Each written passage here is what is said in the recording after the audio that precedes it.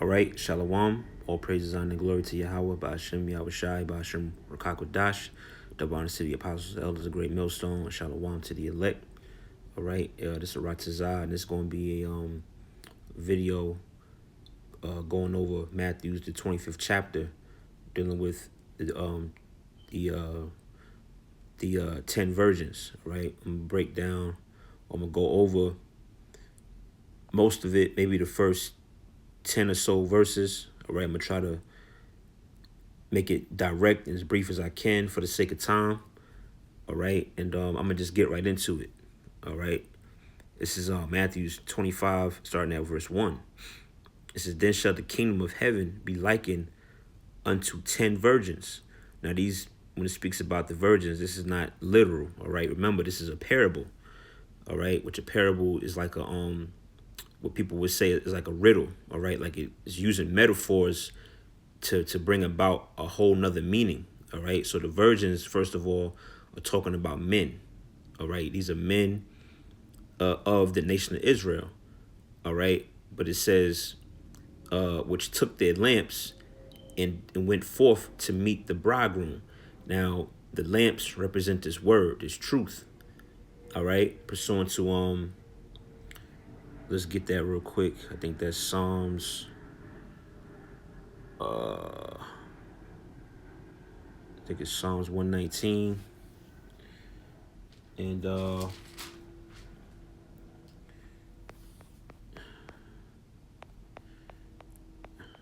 105.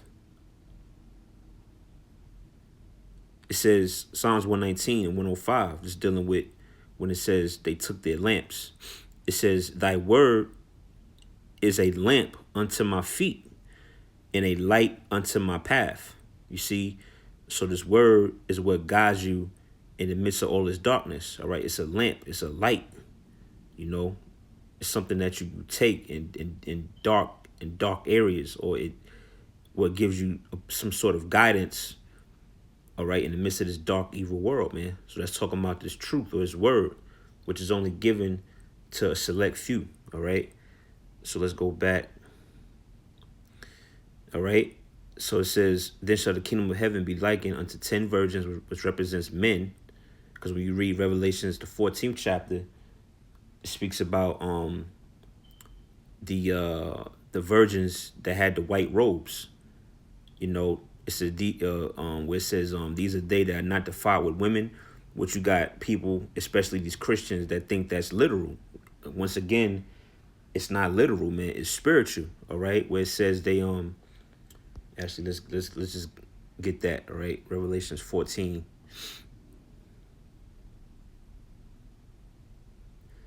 And 4.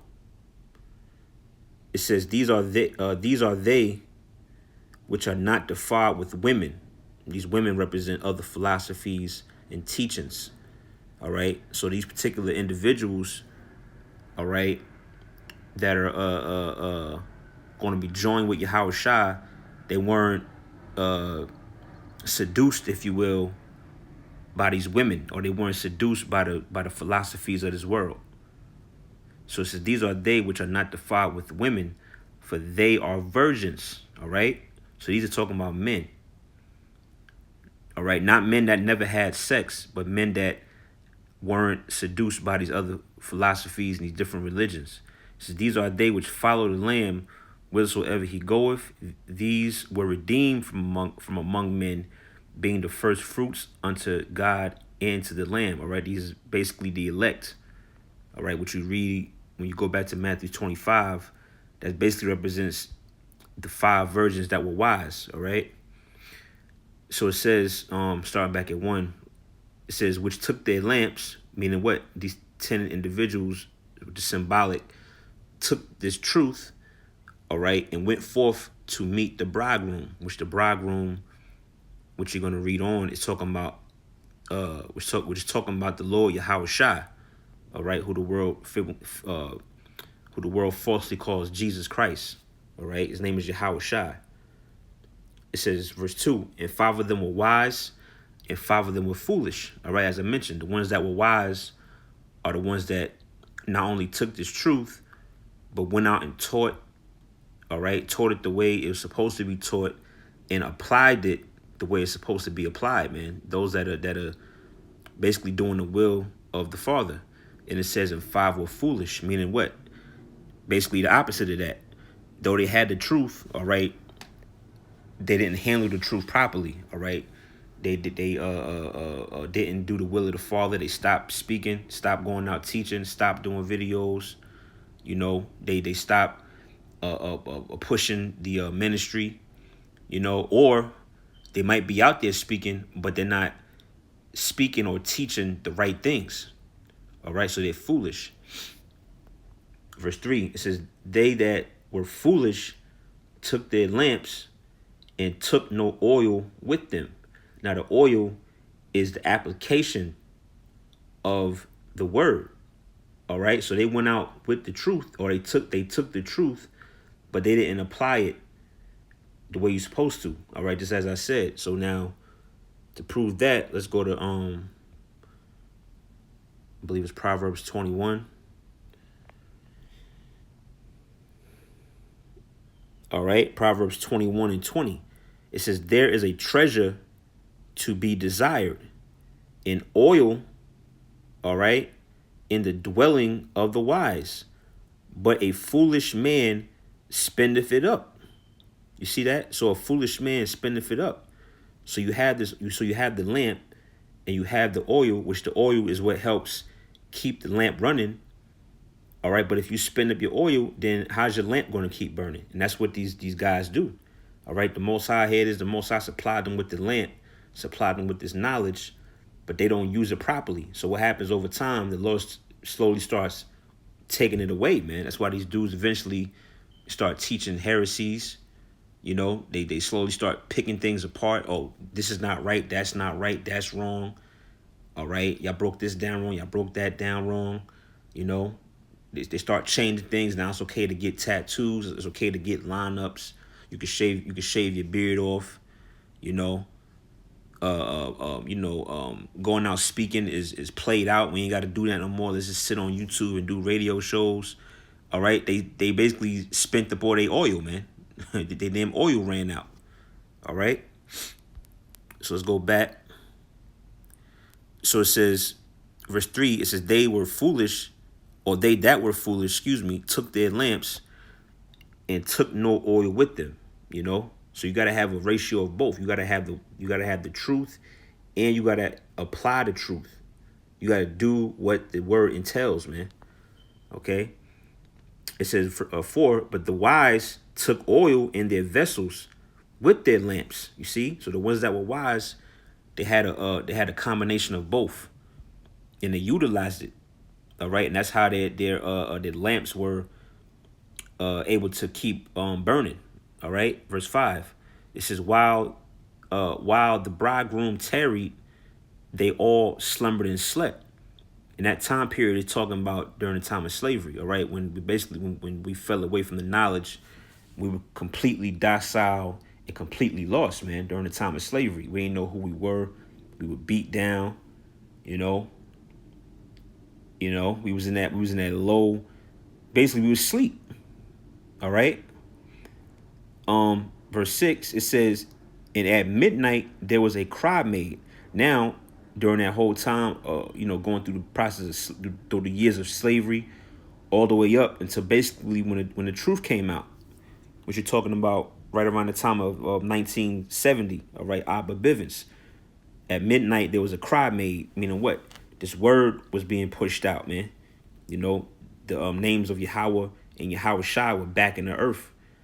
And our people started waking up from that sleep.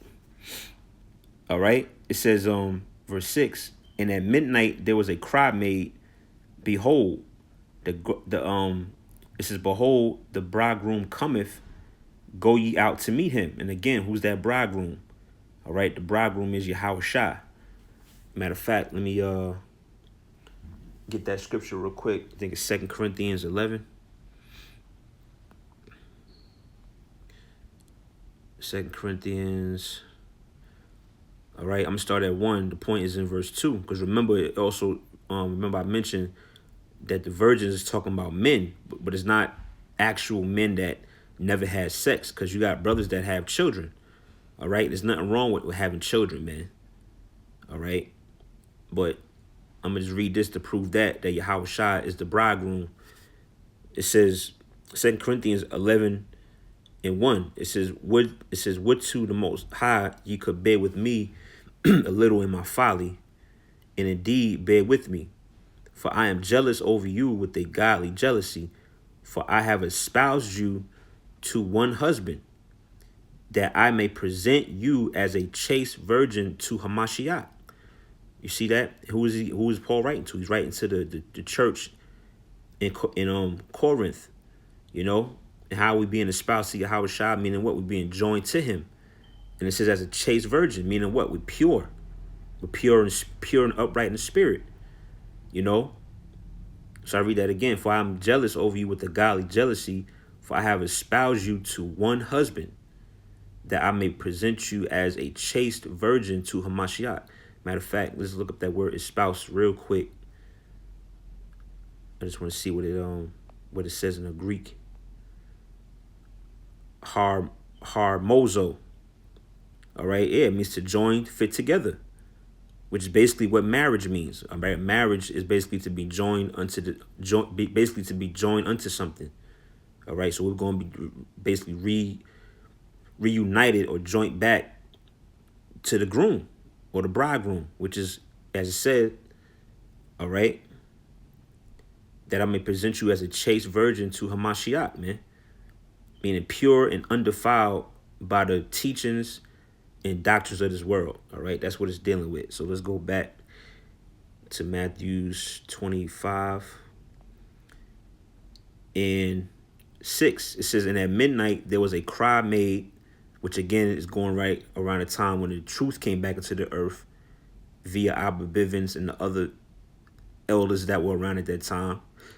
It says, behold, the bridegroom cometh, go ye out to meet him. Verse 7, then all those virgins arose and trimmed their lamps. And now when it says all those virgins, those is talking about the wise virgins, because the word trim, when you go into it, it means to get prepared, man.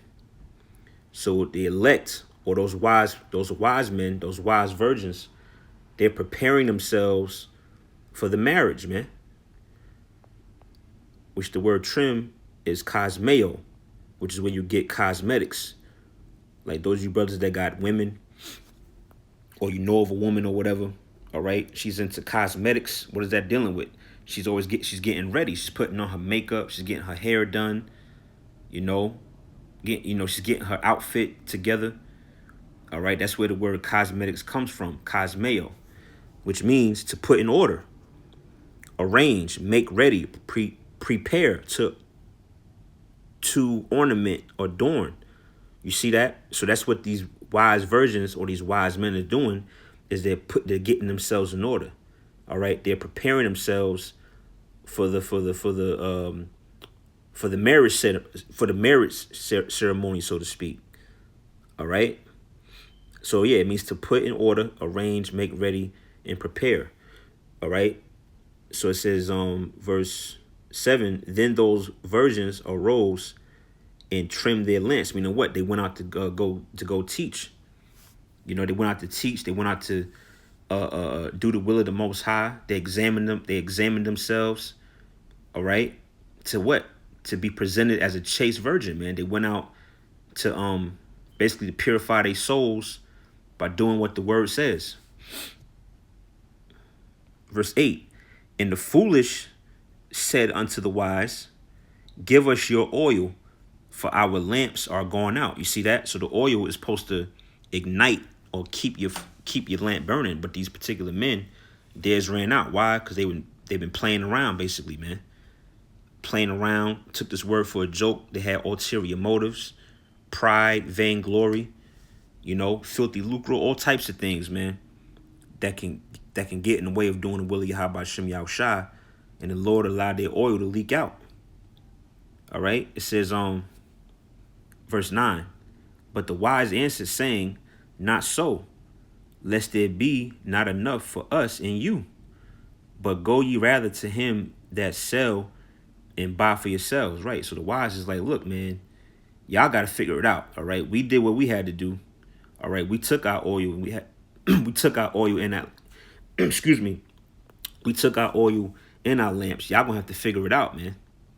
You know, and that's what's gonna happen in this time. This parable is like basically it's basically a prophecy, because that's gonna happen again, or that's gonna happen very soon with these guys that have been not taking heed to correction, or not taking heed to these various videos.